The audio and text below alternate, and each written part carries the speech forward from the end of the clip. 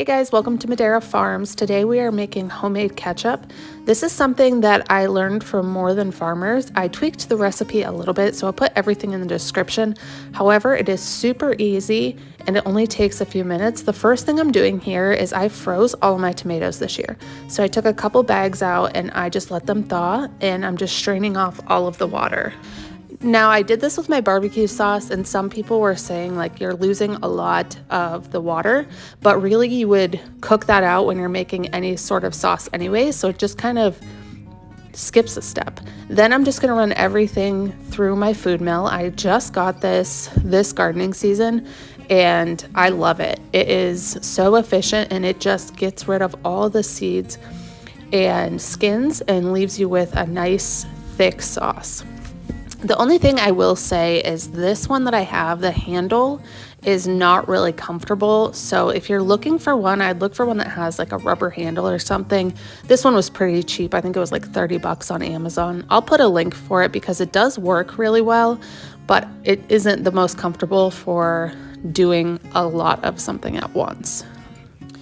As far as what kind of tomatoes I have in here, I have some cherry tomatoes, some slicers, just a variety of different types of tomatoes.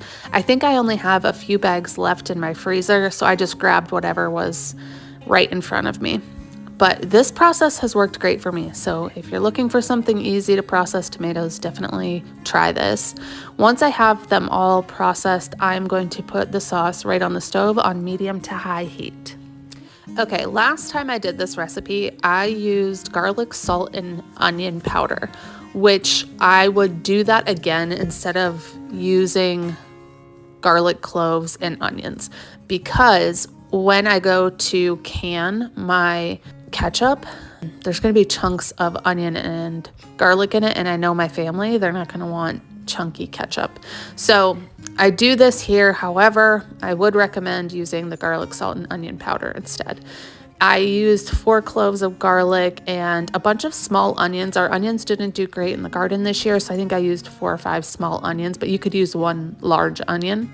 And then I'm doing 3/4 cup of white vinegar.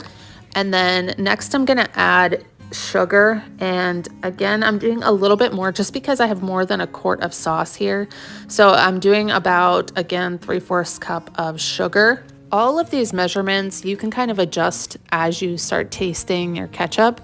I wrote all of this down in a little handy notebook that I like to use. This is about 2.5 teaspoons of salt, about 2 teaspoons of celery salt, and then 2 teaspoons of mustard powder. And then I have some black pepper, clove, and I'm just gonna mix that all together. You can see here that the garlic and onion are floating, and you probably wouldn't want that in your ketchup.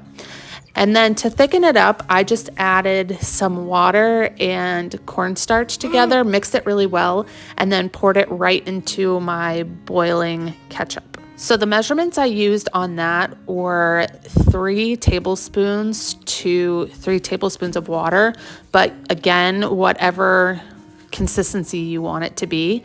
When it's hot, it's definitely going to be more runny.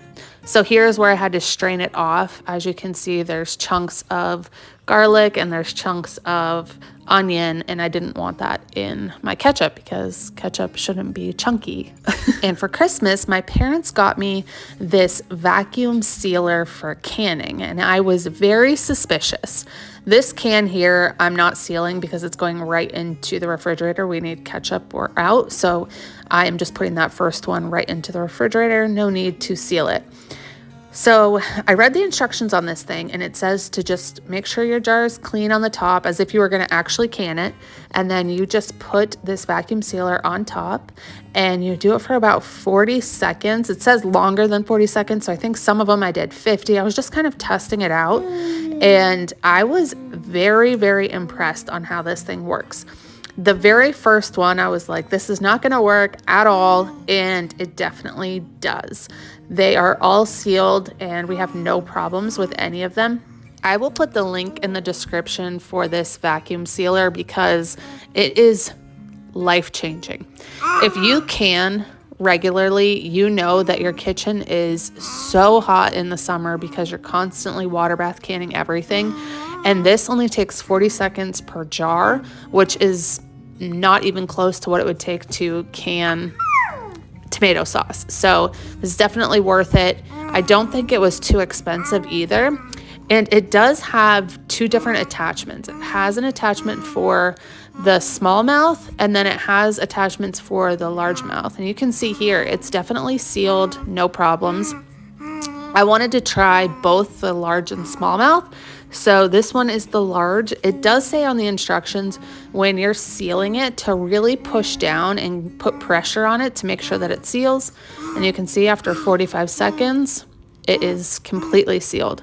I'm telling you guys, I didn't think this thing was gonna work, and I'm very, very impressed.